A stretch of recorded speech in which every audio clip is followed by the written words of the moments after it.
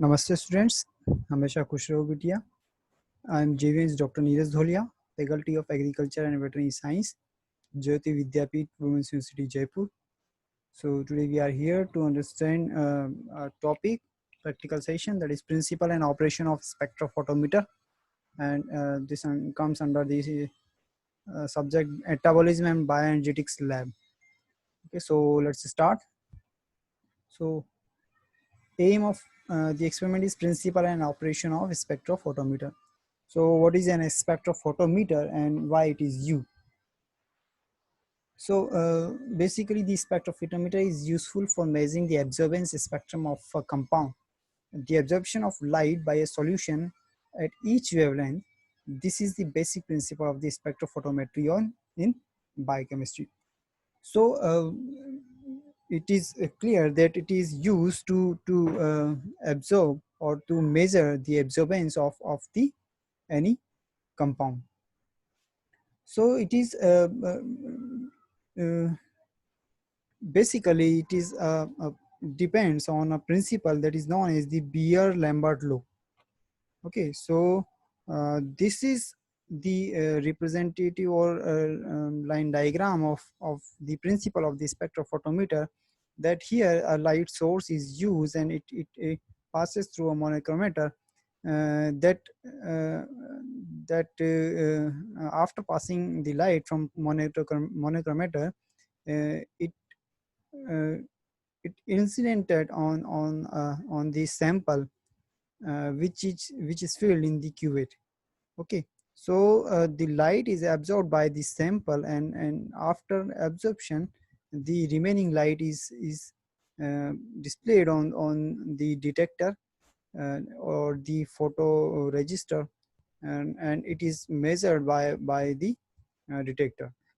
So the light which is absorbed by the medium or the sample is calculated, and thus it is correspond to the concentration of molecules in the sample. So as I told that it is depends on it is rely on the principle that is known as the Beers and Lambert law. So there are two scientists, one is the Beers and second is the Lambert. So they have given few principles for the working of the spectrophotometer. Okay, so the Beers it